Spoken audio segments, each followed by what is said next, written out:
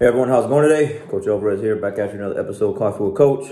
Hope you're up doing well, got the mind in the right place. If not, as always, let's put it in the right place. So before I head up to the academy today, I want to share with you guys something that is a post, okay? Normally I share, and I am going to share something I heard Jocko or David Goggins or Eric Thomas, something in that manner.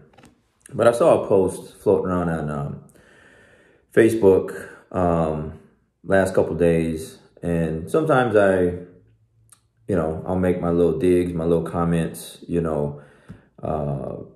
it's a student that hasn't been training, I'll make a little joke, kind of slide in a little jab or two, to let them know that they're missed on the mats. But this one particular post was a student that is currently actively a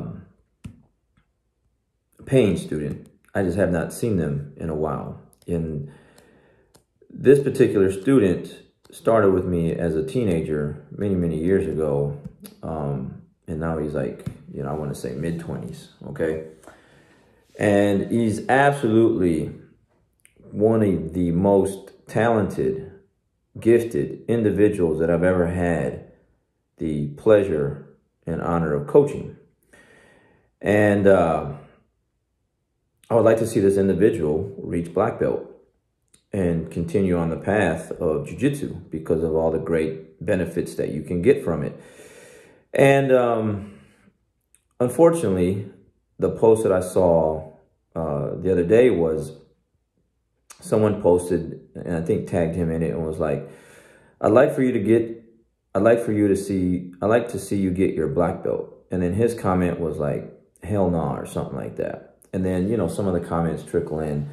And I saw it, and I was going to post something, and I left it alone. Then I saw it again. Then I was like, I'll leave it alone. Then I saw it again today, and I'm like, yeah, maybe that's a sign. I'll just go ahead and put my little 2 cents in there, okay? So I commented what I basically just said in the beginning, like, you're definitely one of the best students I've ever had in jiu-jitsu. Like, this individual that I'm referring to is like an innovator in jiu-jitsu. Like, he could, like, because a lot of people have trouble with jiu-jitsu. They struggle with it. Like, some people have trouble, like, just learning it and then, like, drilling it. Some people have no problem, like, learning it, drilling it, but then have a trouble applying it in a live scenario, like, where there's pressure involved. This individual can do all those things, like, learn it, apply it, and then, like, create things, okay? And I've had a couple individuals that were really good at that. Not many, but a few, that could take jiu-jitsu and, like, just turn it into, like, this art form, in a sense, where, like, they can just get so creative with it and then just, like, show me things that I've never seen before, setups, combinations, transitions, and it just blows your mind. Like, man, this person's, their IQ for jiu-jitsu is, like, high. They really get this stuff. So when you see individuals like that, when life happens and it pulls them away from the mat, it's tough to watch, because as a coach, you see how much talent, and gifts an individual has, and they're not using it, okay? And you can put this in perspective with anything that anyone has as gift-wise, and they're just not using it. Life happens, and they're not just using their gift, they're just working, and they're not utilizing the gifts that they were given. And so that's what I put on the post, on my comment was like, all these nice things. And I just put, hopefully one day you'll come back and want to get your black belt in jiu-jitsu, because not only would it be great for him to do this, but he could help so many other people as well. So many people struggle on the mat with jiu-jitsu. And when I have students, like I have so many of them, that help other students, it's a big benefit for the entire team. And then you just never know, like a move you show someone, or who you help with some concepts or ideas or something like that, and then they go use it, whether in class or in a tournament. It makes you feel good, because you actually, like, help them with these techniques, okay? So it's a great feeling. And so it just reminded me of the movie A Bronx Tale. And if you haven't seen the movie A Bronx Tale, then you should definitely check it out. Robert De Niro, it's a great movie. I like gangster movies, so I watched a lot of those movies. But there's a lot of life lessons in there, just these things that you pick up. And one of them was Robert De Niro was talking to his son. Robert De Niro in the movie is a bus driver, okay?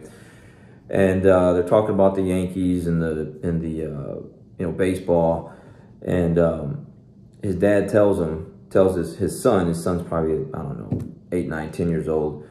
He goes, one of the worst things in life is wasted talent, okay?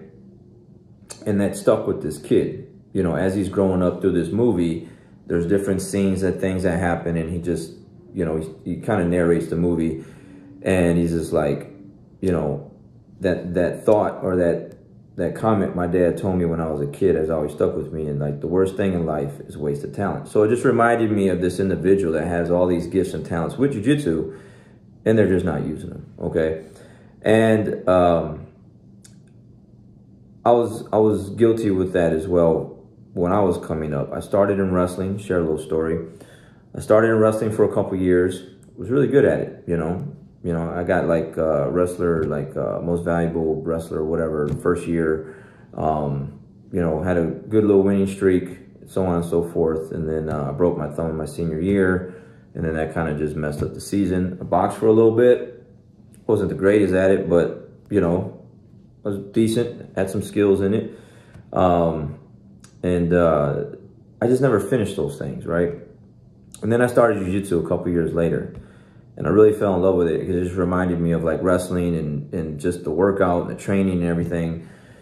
And I just told myself, because it just reminded me of the movie, because the movie was, I had already watched this movie back then, and it just reminded me of like the wasted talent comment, the quote from this movie. And I just told myself one time, like, I wonder like what it would be like if I actually finished something and not quit on it. Like, I was good. Like, I played baseball as a kid. I played basketball as a kid. Like, I even bowled. Like, and I was better than average in all of those things. And I was like, man, what would have happened if I actually like stuck with something and saw it all the way through? So with jiu-jitsu, I started in Saginaw, Michigan, and then I moved to Texas, Arlington, and then I found the jiu-jitsu here. It's one of the reasons why I moved here.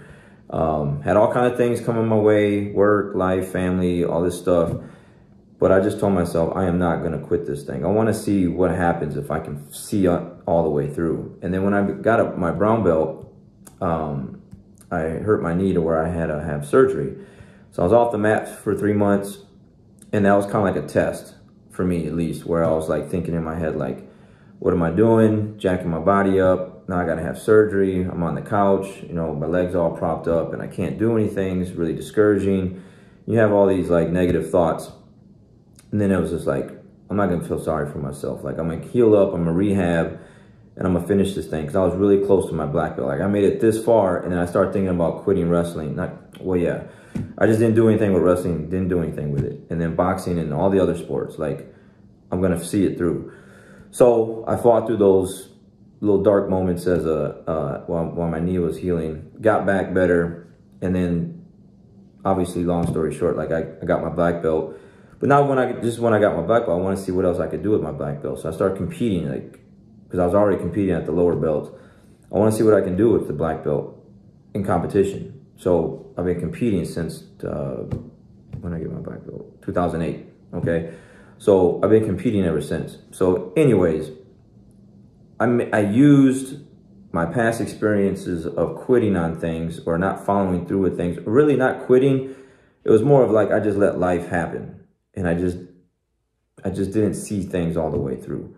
So I finally saw something all the way through. And there's a lot of great things on the other side of that. Obviously, I've traveled the world. I've been to so many different places, met so many people, done so many things that I never thought would be possible. And it's all because of jiu-jitsu and following through with something. So then it reminds me of this Jocko podcast I was listening to about wasted time. And in this podcast, he's talking, there's this guy that he sends in I guess a comment or whatever, a question. He's 26 years old. His dad died when he was 10. He said he wasted about 12 years of his gifts and his talents because of just his life, his dad leaving him at 10 and just kind of the way life went. He just wasted 12 years. He said then finally, listening to Jocko, listening to some of the things he said, he got back on track.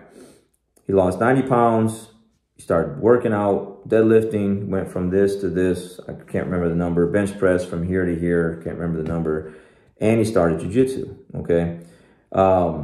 In doing those things, he inspired his younger brother to start working out. I think his brother lost 50 pounds, lost weight, he's doing better, all this stuff.